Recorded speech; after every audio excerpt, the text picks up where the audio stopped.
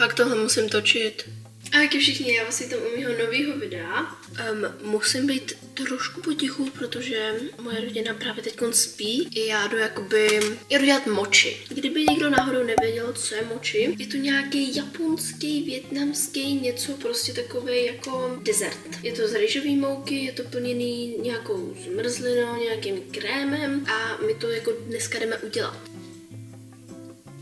Nečup na mě. Já jsem to mochi dělala asi před 2 nebo 3 týdnama a to, jak dopadlo, taky úplně nebylo v nejlepším stavu, takže jsem to dneska chtěla napravit. Tady jsou zbytky, jo. Tady je půlka jednoho mochi. Slej! Hlavně jsem minule neměla správný ingredience a taky jsem dělala docela špatný postup, proto se mi to nepovedlo, ale teď už mám správný ingredience a budu dělat správný postup, takže jo. Takže já mám recept. Našla jsem ho na Pinterestu. To, co jsem dělala minule, bylo chuťově dobrý, ale konzistenčně ne. No, dělalo se to hrozně špatně. Dělala se to třeba průměrně hodinu to mochi a já jsem ho dělala asi 2,5 hodiny.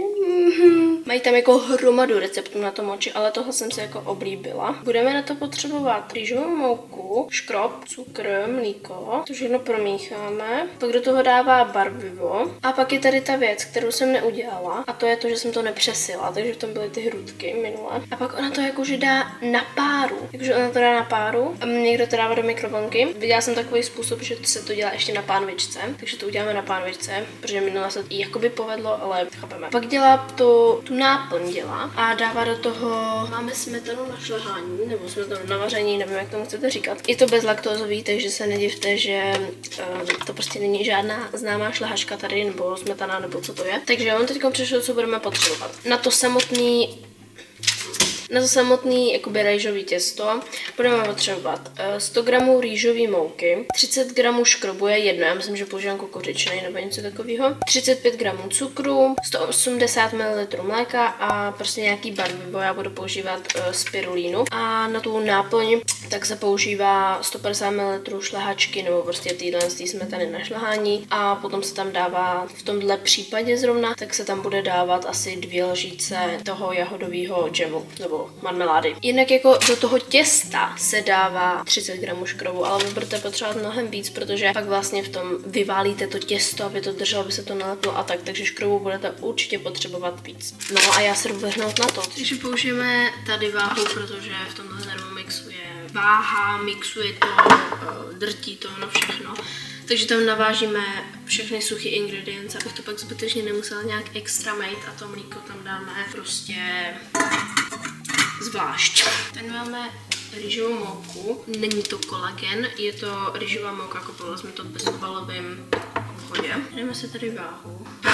100 g rýžové mouky. Tak. Teď 30 g škrobu, já vám řeknu teda, jaký používám. Používám kukuřičnej škrob, ale je fakt asi jako jedno, jaký použijete. Nevím, jestli je mezi tím jakože rozdíl, jestli je nějaký jemnější, tvrdší, ale když už, tak ten nejjemnější.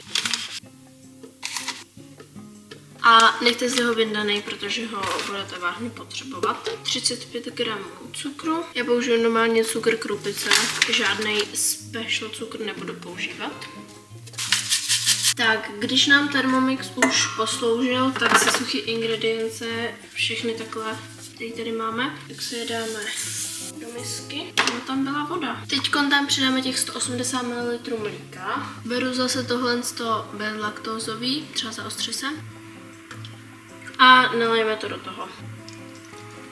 Když už nejsme u toho Thermomixu, už ho nebudeme potřebovat, tak zase budeme zpátky. Máme tady naší směs a já ji teď takhle promíchám pořádně. Zatím to vypadá mnohem líp než minule. Mám se tohle malou metličku a takhle to promíchám. Bude z toho průměrně tak 6 mochi. Zatím to vypadá fakt dobře. Tak když to máme tak nějak promíchaný, tak já vezmu naší modrou spirulínu, protože teď mi to třeba málem spadlo do toho, protože my nemáme normální barvivo, takže vezmu takhle modrou spirulínu, vypadá teda hodně šedočerně, ale pak hezky barví, minule jsem s ní pracovala. Zatím já to chci mít docela světle modrý. Takováhle modrá se mi jako líbí. Na tom světle to jde docela blbě vidět. Tak, já myslím, že to mám. Vezmeme sítko a přijeme to rovnou na pánvičku. Vypadá to teda takhle. Jakoby nechtěla jsem si brát velkou, ale radši ji vezmu. Dám si to nahřát tak na 5 zatím, aby se jako to těsto potom nepřipálilo. Nejdřív se to tam naleje a až se to jako začne zhmotňovat nějak, tak tam dáme kousek másla. Tohle je to nejjemnější sítko, co tady mám. Já to tam teda přeleju. Zatím to voní fakt jako to těsto na moči, což je dobrý znamení. Je to zatím fakt jako takováhle kaluž. Budu to takhle promíchávat zatím. To zatím nechám na té pětce a pak to budu pomalinku stišovat, aby se mi to nepřipálilo. Dám to na 4. Zatím to takhle jenom přikraju a nechám tady trošku. Jasně, nechám tady trošku jako to větráníčko a zatím si budu připravit bál, protože ono se to vlastně jako mačká hned, ono to jako nemá chladnout, má se to mačkat hned. Tenhle oranžový cukrářský a jdu to tam připravit. Prosím vás, neřešte tady teď to světlo, jo, teď je tady fakt blbý, protože tady nemám to moje druhý. A to tady připravený a jdeme se vrátit. Já to teda budu míchat radši, aby se mi to fakt jako nepřipálilo. Mám takový tušení, že už se to trošku zhmotňuje, už tady vidím i kousek, což je na dobré cestě a myslím si, že i ty kousky, co propadly tím sítkem, že se jako rozpustí, když se takhle budou zahřívat. Už to tam mám, už se to, počkejte, vidíte tam ty kousky, to znamená, že už se to dělá. Já si jdu zatím jenom jakoby připravit tu whipped cream, nebo jak tomu říkají.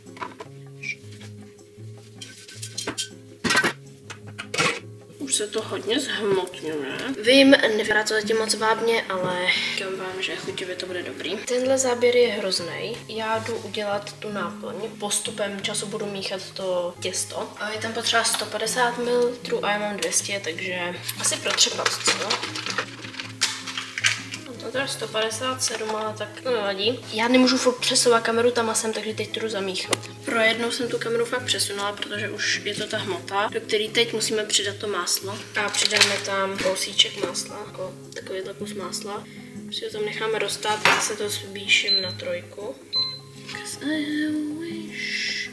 Slyšeli jste tu novou písničku od Jojo Siwy. Jako sama o sobě není zas tak strašná, ale ten tanec. Kamu já si Jojo Siwy normálně jednou, no už jako od začátku byla divná, i když už jako byla malá, tak prostě ty upří mašle. Ale teď se z ní stal úplně nějaký gangster a úplně si jí bojím třeba. A ten její taneček, prostě co to je? Já zase normálně pála to bosa. Takže pokud jste ještě neviděli nový taneček, novou písničku jste neslyšeli, tak určitě se podívejte na TikTok nebo na YouTube. Ta písnička se jmenuje Karma, myslím. To těsto vypadá mega dobře. Jakože omega, to se mi povedlo. Pokračujeme teda v naší náplni. Mám tam tohle, pak se tam dává ještě trošku cukru a toho džemu. Budu tomu říkat džem, sorry. Myslela teda, že máme jinou, ale je v pohodě.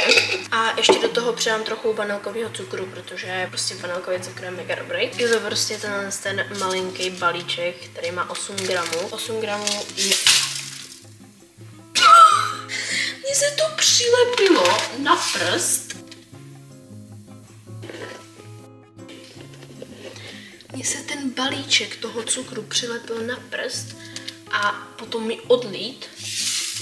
Já končím prostě. Miluji vaření. A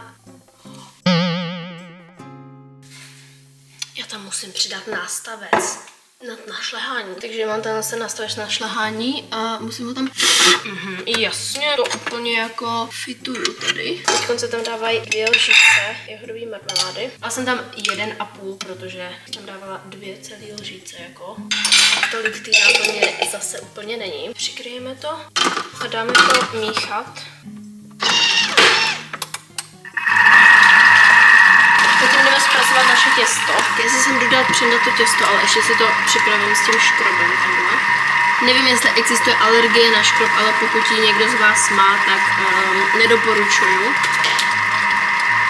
Dala jsem to normálně z té pánve. Dala jsem tam ještě půl minuty do toho Thermomixu. A rozdělím to na ty moči daný. Vezmeme si nožík a rozdělím to třeba 1, 2, 3, 4, 5.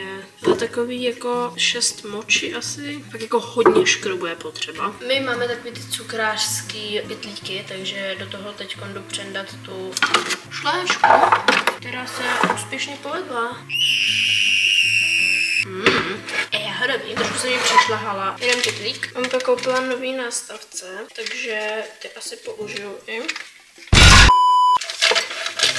Trochu ho ustřihnu, protože není potřeba, aby byl takový velký. Zavážeme. A zagumečkujeme, což mi třeba někdo píše furt. A zagumečkujeme to. Dám to do té lednice fakt jenom na chvilku, protože prostě za chvíli budu muset dělat to moči. Tady ten nástavec potom použiju. To dá do lednice, ať je to trošku studený. Tak, mezitím, než mi... Jo, to světlo. Mezitím, než mi tady se udělá to těstíčko, namočíme vychladne. Tady se mi udělá ta náplň. Já si jakoby myslím, že je jasný, co budu dělat, protože tohle tady nenechám. Takže to uklidím a ozvu se vám až potom.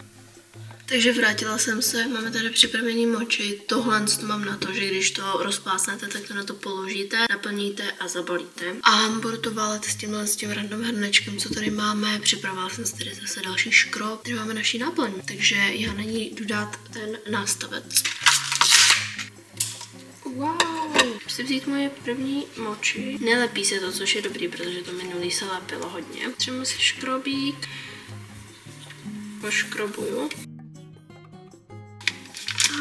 Jsem prostě dám. Jo, tohle je přesně to, co jsem chtěla. Chcete? Ne, já vím, že ne. Takže namíchala jsem tady jogurt s tvarohem a tou marmeládou. No a dám to normálně, si to vezmu takhle do ruky, radši, ať se mi to nepropadne. Dám do toho tu náplň. Ale z nějakého důvodu se to furt podobá tomu, co jsem vytvořila minule. Teče mi to tady. Takže to položím tak, jak to mám. Setřu z toho tu náplň. Pracovat co nejrychlejš, protože vybije se mi kamera a musím to dát rychle do mrazáku. Vybijím poslední 3 moči a já se s váma loučím, aby se mi nevybila kamera. OK, takže máme to tady. Jakoby není to nějak extrémně špatně, tady to jsem třeba ještě nerozřízla. Všechno mi teda jako popraskalo, jo, ale já jsem ještě nerozřízla. Nevypadají úplně nejhůř. Jdeme to tastenout.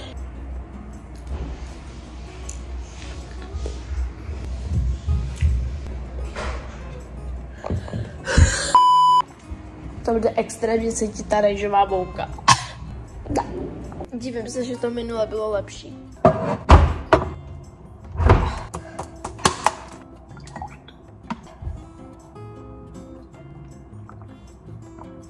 Vážně jsem nečekala, že to bude až tak moc špatný. Je tam extrémně cítit ta mouka rejžová. Ta náplň sama o sobě je dobrá, to jsem jako vypovedla.